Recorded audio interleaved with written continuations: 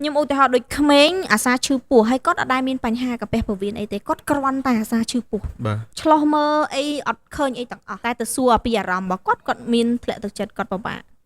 គ្រប់គ្រងកំហឹងគាត់អីចឹងទៅអញ្ចឹងនៅពេលដែលយើងប្រាប់ឪពុកម្ដាយគេសួរថាគេព្រមជឿអត់ថាកូនគេមានបញ្ហាផ្លូវចិត្តទាំងតែកូនគេនិយាយមួយគេធម្មតា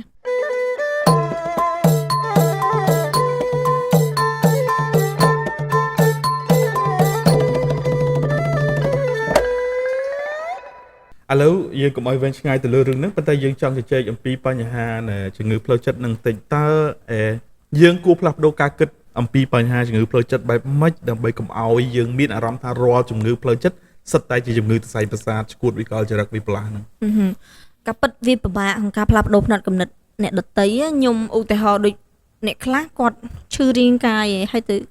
ឆ្លោះមើលអីទាំងអស់អត់មានអីទាំងអស់ហើយទៅប្រាប់គាត់ថាគាត់កំពុងឈឺផ្លូវចិត្តបាទសួរថាគាត់យល់ព្រមមួយយើងអត់អញ្ចឹងវាធ្វើឲ្យអាទស្សនៈហ្នឹងនៅពេលដែលមានជំងឺផ្លូវចិត្តមកជាមួយរាងកាយយើងវាបំលែងរោគសញ្ញាផ្លូវចិត្តទាំងអស់ហ្នឹងទៅជារោគសញ្ញាផ្លូវកាយបាទវាធ្វើឲ្យមនុស្សមានជំនឿថាវាគាត់មិនមែនឈឺផ្លូវចិត្តអញ្ចឹងអាហ្នឹងគឺជារឿងពិបាកមួយសម្រាប់អ្នកចិត្តសាស្ត្រសម្រាប់គ្រូពេទ្យខ្ញុំឧទាហរណ៍ដូចក្មេងអាសាឈឺពោះហើយគាត់អត់ដែលមានបញ្ហាកាពះពោះវៀនអីទេគាត់គ្រាន់តែអាសាឈឺពោះបាទឆ្លោះមើលអីអត់ឃើញអីទាំងអស់តែទៅសួរពីអារម្មណ៍របស់គាត់មានធ្លាក់ទឹកចិត្តគាត់ពិបាកគ្រប់គ្រងកំហឹងគាត់អីចឹងទៅអញ្ចឹងនៅពេលដែលយើងប្រាប់ឪពុកម្ដាយគេសួរថាគេព្រមជឿអត់ថាកូនគេមានបញ្ហាផ្លូវចិត្តទាំងតែកូនគេនិយាយមួយគេធម្មតាអញ្ចឹងមកពីគាត់មានជំនឿថាជំងឺផ្លូវចិត្តសុទ្ធតែដូចបងនិយាយមុននឹងថាសុទ្ធតែជាមនុស្សឆ្កួតនិយាយស្ដាប់នៅលេងបានហើយផ្លូវចិត្តហ្នឹងអញ្ចឹងយើងត្រឡប់មកវិញសួរថាផ្លាស់ប្ដូរមិន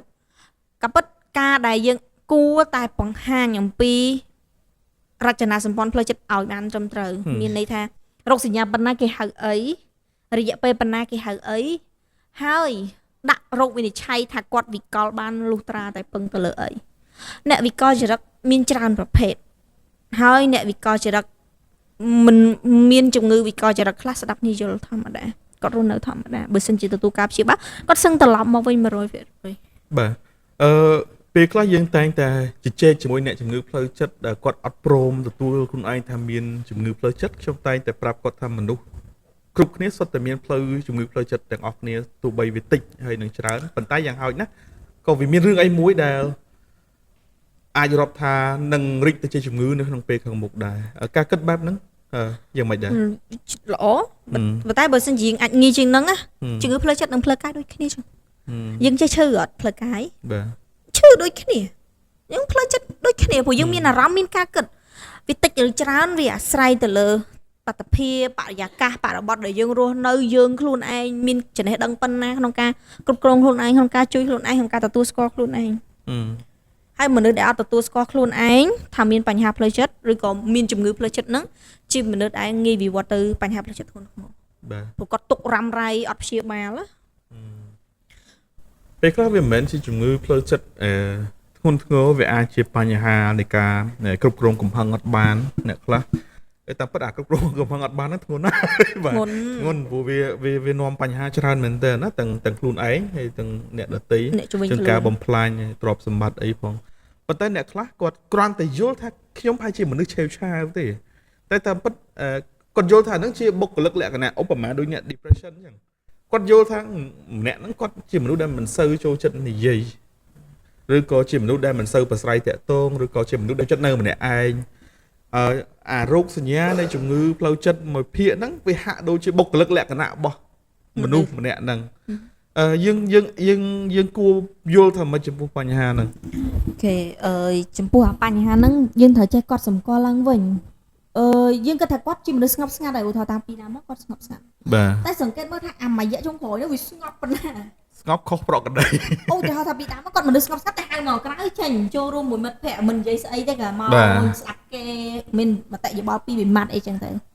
ស្រាប់តែដល់ពេលគាត់ស្ងប់ស្ងាត់ដែរលើកនេះហើយចេញក្រៅលេងមកយល់ធ្វើអីក៏អត់ធ្វើដែរអត់ធ្វើអីទាំងអស់គេងទៅនៅក្នុងបន្ទប់សួរគាត់នៅស្ងប់ស្ងាត់ទៀតគាត់ធម្មតាទៀតអត្តចរិតរបស់គាត់បុគ្គលិកលក្ខណៈរបស់គាត់អញ្ចឹងប៉ុន្តែត្រូវចេះសង្កេតថាគាត់ប្រែប្រួលប៉ុណ្ណាឧទាហរណ៍ថាគាត់ប្រែប្រួលពីមួយថ្ងៃទៅមួយថ្ងៃកាន់តែខ្លាំងទៅបាត់បង់ចំណង់អាហារអីចឹងទៅអាចទៅអញ្ចឹងវិញ សម្រក់គីឡូបាត់បង់ចំណងហៅថយចឹងណា គាត់ស្ងប់ស្ងាត់ហើយប៉ុន្តែពីមុនស្ងប់ហើយហូបស្ងប់ហើយអត់ហូបទៀតអូ អត់ ខេ គេង បាទ ស្ងប់អត់គេងទៀត ស្ងប់ហើយស្លក់ទៀតបាទ អត់និយាយជាមួយយើងសោះធម្មតាមិត្តភ័ក្តិទោះមនុស្សអត់ចេះនិយាយប៉ុន្តែខ្ញុំជឿថាមិនដៃគូមិត្តភ័ក្តិរបស់យើងនោះ យ៉ាងហោចដល់មានមនុស្សម្នាក់ដែរដែលគាត់និយាយជាមួយ សំខាន់គាត់មានរឿងនិយាយជាមួយយើងគាត់ដឹងតែមានរឿងមកនិយាយជាមួយយើងទោះគាត់ស្ងប់ប៉ុណ្ណាក៏ដោយប៉ុន្តែនៅស្រាប់តែដល់វគ្គយើងជាមនុស្សសំខាន់របស់គាត់ឯងគាត់មិននិយាយរយយើងបងហើយគាត់មួយទៀតគាត់អាសាមានកំណត់អវិជ្ជមានច្រើនគាត់ឧទាហរណ៍ថាគាត់មើលឃើញពិភពលោកនេះវាដូចខ្មៅងងឹតវាដូចកន្លែងណាក៏អត់មានកន្លែងល្អក៏ជារឿងដែលគួរឲ្យគាត់សម្គាល់ បាទអញ្ចឹងមានន័យថាអកប្បកិរិយាមិនប្រកាសថាពួកអ្នកខ្លះគាត់គិតថាប្រហែលជាដោយសារតែវាជាអកប្បកិរិយាទើបមិនយកចិត្តទុកដាក់ទៅបែបហ្នឹងប៉ុន្តែខ្ញុំជឿថាការសង្កេតនៅតែជាការពិបាកតលតែមនុស្សចិត្តស្និទ្ធខ្លាំងជាការលើកទឹកចិត្តប្រហែលជាឧស្សាហ៍ឆែកអ្នកជុំវិញខ្លួនជាពិសេសមិត្តភ័ក្តិចិត្តស្និទ្ធយើងផងmessage សួរគ្នាទៅមិនហើយសុខសប្បាយអត់ម្ដងមកកាលពេលខ្លះយើងបាត់ដំណឹងមិត្តភ័ក្តិប្រហែលជាមួយសប្តាហ៍ពីរសប្តាហ៍អាសានិយាយគ្នាពីមុនមិនដល់ឥឡូវដូចជាឃ្លាតឆ្ងាយអញ្ចឹងខ្ញុំគិតថាអាច message អាសា check សួរគ្នាពួកខ្ញុំចូលចិត្ត check បែបហ្នឹងហើយខ្ញុំប្រាប់ទៅមិត្តភ័ក្តិខ្ញុំក៏សួរថាមានការអីខ្ញុំថាអត់ទេ just check in ហើយគាត់ពិនិត្យមើលថាឥឡូវហ្នឹងមិនហើយប៉ុណ្្នឹង រស់អត់ បាទរស់អត់ អីជារឿងល្អប៉ុន្តែមានមនុស្សម្នាក់ទៀតចាប់ដើមដាក់រោគវិនិច្ឆ័យថាគេឈឺគ្រប់គ្នាសង្ស័យហ្មងសង្ស័យច្រើនហ្មង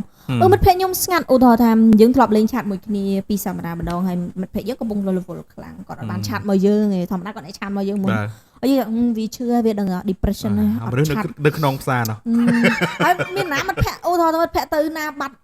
ពីសប្តាហ៍អញ្ចឹងទៅគាត់បានប្រាប់គ្នាអញ្ចឹងមិត្តភ័ក្តិអញនឹងឈឺតែរោគខំស្លន់ខ្វល់ច្រើនដាក់រោគវិនិច្ឆ័យលេះឡាស់អីចឹងអាហ្នឹងក៏ជាជំងឺផ្លូវចិត្តវាអាចចាប់ទៅថាយើងគួរតែសង្កេតឡើងវិញណាសង្កេតតែគេកុំភ្លេចខ្លួនឯងរីជ្រួលខុសប្រក្រតីភ័យថប់អីហ្នឹងអាសាទៅជួបអ្នកចិត្តសាស្ត្រទៅមួយទៀតបើសិនបើយើងគិតថាការព្យាបាលជាមួយនឹងគ្រូពេទ្យឯកទេសថាទៅពេទ្យចិត្តវិកលចុះដឹងទៅដេបថ្នាំយើងអត់ទាន់ទៅ check សុខភាពជំងឺផ្លូវចិត្តត្រូវ check ដូចសុខភាពធម្មតាទៅពិនិត្យត្រួតពិនិត្យដូចសុខភាពធម្មតាចឹងឧទាហរណ៍ថាមួយឆ្នាំយើងទៅសួរពេទ្យដល់មើលខ្ញុំមួយរយៈនេះដូរប្រេងសិនបងជួបអញ្ចេះលោកគ្រូឬក៏អ្នកគ្រូយើងទៅជួបគេនិយាយរឿងក្នុងចិត្តប្រាប់គេមកប្រើអីទៅយើងសុខភាពចិត្តរបស់យើងចាប់ដំណើរការឡើងវិញដូចថាអ្នកខ្លះដែរបាននិយាយមួយណាគេរឿងសម្ងាត់មួយចំនួនហ៊ាននិយាយប្រាប់អ្នកចេះស្និទ្ធទេព្រោះខ្លាចបាយធ្លាយតែបើនិយាយជាមួយអ្នកជំនាញគេអត់យកទៅណាព្រោះគេស្គាល់យើងហ្មងបាទគេនិយាយដើមយើងក៏យើងអត់កើតដែរព្រោះអ្នកជំនាញអត់ប្រឹក្សាយោបល់ជាមួយអ្នកស្គាល់ទេបាទស្រាប់អ្នកចិត្តសាស្ត្រណាបើគ្រូពេទ្យគាត់ព្យាបាលគ្រប់គ្នាតែគាត់ក៏អត់ព្យាបាលអ្នកមិត្តភ័ក្តិឯងដែរមិត្តភ័ក្តិគ្រូសាឯងហ្នឹងគឺបាក់ព្យាបាលព្រោះរឹងក្បាលខ្ញុំសួរសំណួរមួយរៀង sensitive បន្តិចតែរៀងរសើបបន្តិចដែរតើតើមួយការចំណាយលើការព្យាបាលបញ្ហាផ្លូវចិត្តពួកមនុស្សបារម្ភច្រើនដូចពេទ្យថ្មិញអ្នកឈឺថ្មិញបារម្ភជាងគេគឺចំណាយច្រើនឧបមាថាឈឺមុំសង្កេតសម្រាប់សិនដោយសារគាត់មានលក់គ្រប់វាអត់ដូចយើងទៅទិញថ្នាំឬក៏ទៅពិនិត្យជុះឈាមអីយើងដឹងអំពីខ្ទង់ចំណាយដែលធ្វើឲ្យយើងមានភាពសនុកចិត្តនៅក្នុងការត្រៀមតែយើងទៅនឹងប្រហែលជាយើងគួរត្រៀមប៉ុណ្ណាការព្យាបាលផ្លូវចិត្តចំណាយខ្ពស់ប៉ុណ្ណាឬក៏យ៉ាងម៉េចដែរអ្វីដែលប្រជាជនយើងធ្វើម៉េចឲ្យគាត់សនុកចិត្តនៅក្នុងការទៅរកអ្នកជំនាញណាអូខេអរគុណច្រើនហ្មងក៏ប៉ិតវាជារឿងដែលគួរឲ្យកត់សម្គាល់វាគួរបារម្ភព្រោះឧទាហរណ៍ថាអ្នកខ្លះគាត់មានបញ្ហាផ្លូវចិត្តតែដឹងទៅរកនរណាដឹងចំណាយប៉ុណ្ណាអត់ហ៊ានទៅអ្នកខ្លះគាត់ថាថ្លៃគេមានចំនួនផ្លូវចិត្តខ្លះបើសិនជាការប្រឹក្សាយោបល់សុទ្ធតែម្ដងបើនៅភ្នំពេញគេរកបានថ្លៃអាចខ្ទង់50រៀល40រៀលក្នុងមួយចំនួនណាប៉ុន្តែបើនៅខេត្តអាចខ្ញុំមិនដឹងថាមាននៅក្នុងខេត្តណាខ្លះទេដែលនិយាយមានការព្យាបាលផ្លូវចិត្តប៉ុន្តែកន្លែងមួយដែលធូរថ្លៃបំផុតមន្ទីរពេទ្យរដ្ឋមន្ទីរពេទ្យបង្អែកខេត្តមានសេវាព្យាបាលទាំងអស់ឥឡូវទូទាំងប្រទេសគេបណ្ដុះបណ្ដាលឲ្យគ្រូពេទ្យមានគ្រូពេទ្យឯកទេសសម្រាប់ព្យាបាលផ្លូវចិត្តហ្មងអញ្ចឹងគឺសេវានៅរដ្ឋគឺធូរថ្លៃបំផុតមានបោះសសរឬបានក្រីក្រហើយបើបងថ្លៃក៏ថោកថ្លៃដែរអត់ថ្លៃទេតែបើទៅឯកជនជាធម្មតាពេទ្យឯកជនគឺ